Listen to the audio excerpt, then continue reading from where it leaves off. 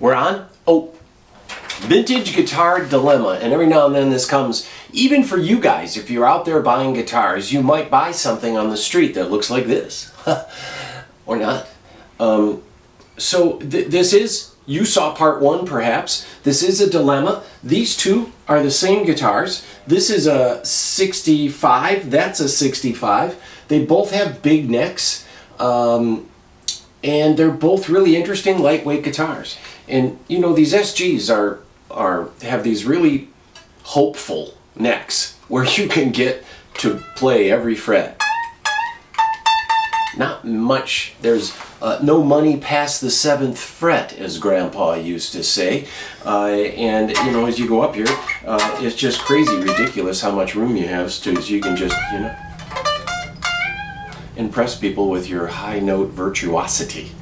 The problem, of course, with this is that it has this super distortion humbucker. The reason they did this in the 70s is because it was very hard to find an amplifier that had a master volume. They had a gain control where you could turn the amp down. So people wanted to induce as much power as they could, and Larry DiMarzio came out with that super distortion humbucker, and that was a mood of the rock and roll scene at the time, and it also has a badass bridge. So we meant you, there's several things we could do on this. The frets are good, the neck is fantastic, the strings are older than dirt itself, and so here's what we have. We found something in our stock, and this is a Seymour Duncan Antiquity, and the Seymour Duncan Antiquity series, there's a lot of new pickups out there, and we love like throwback pickups, and there's a couple other brands that are out there, Lindy Fralin, but the Antiquity series is always high quality, aged magnets.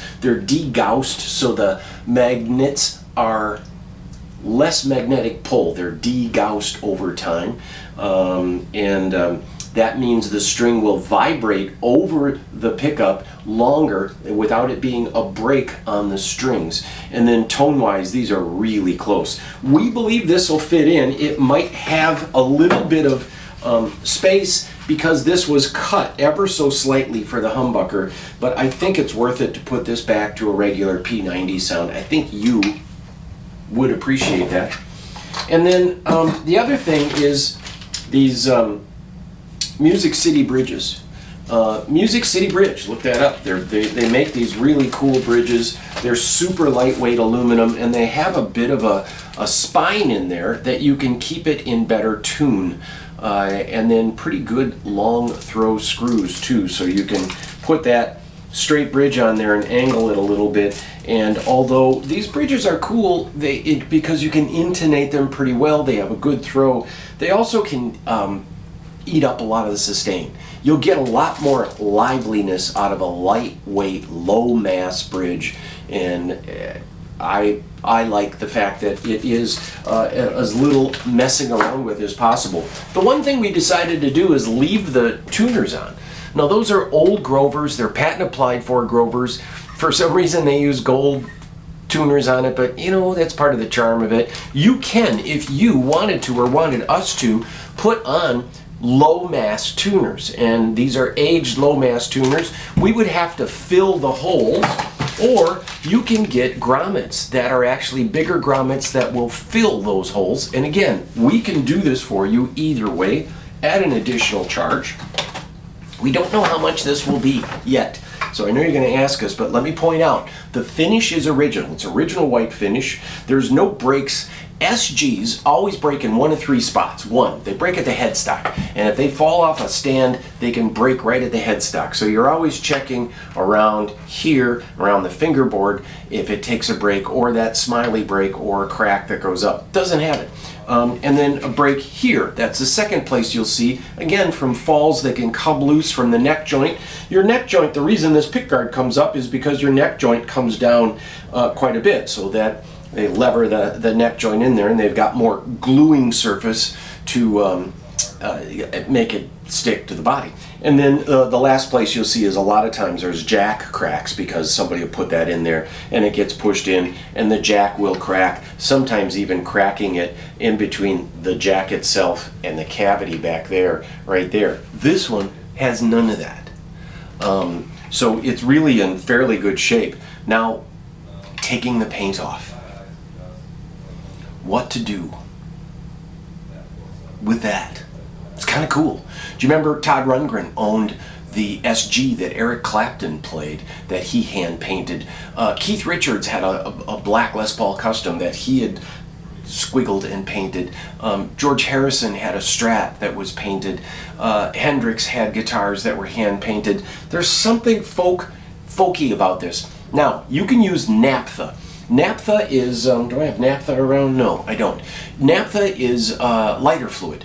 So you could get lighter fluid at any hardware store, and you can remove this paint if you wanted to. It's a tedious process, and it's quite possible some of the red paint might have faded into the white paint. Maybe. We don't know. And it's also quite possible that it would create a stain over the guitar, a shadow. It's possible it doesn't. Or it's possible it might. Or it's possible it doesn't. Or it's... You get the idea, right? So we think we're going to leave this, and it's a little bit of folk art, and it probably would cost you $200-300 to have a guy who's normally gets paid for fixing and refretting and all that, a luthier, take the paint off. You could probably do it yourself if you wanted to, and you might decide if you bought this that you like the faded look of the paint here. It will come off. We tried it with naphtha. We took a little corner of it off, and it did come off. And we don't see any shadow where that used to be. But we've decided we're going to put a P90. We're going to put a nice lightweight reproduction. We're going to leave these Grovers. But if you want us to, we can put in a set of tuners and these filler. So the Grovers, of course, have a bigger hole for the post than these are. But they would fit into that large Grover hole, and then you can put your lighter weight vintage tuners. So there you go. This is a vintage guitar dilemma that I'm explaining to you just because we like to kind of keep you in the loop. These are two different guitars. We love this. I kind of wonder why this is still here. This has been here for a while. It's got this big neck. It's got a killer sound. It's got a vibrato, which I would prefer. Most people prefer the stop tail, but it's just a fantastic guitar, and this one too is just nice. They're both lightweight, and you can reach that solo and just be a blues monster. How's that? All right, thanks for watching. Don't forget to like us because we like you. We appreciate the time, and there is our vintage guitar dilemma story. This will be out probably by the time you see this video or shortly after.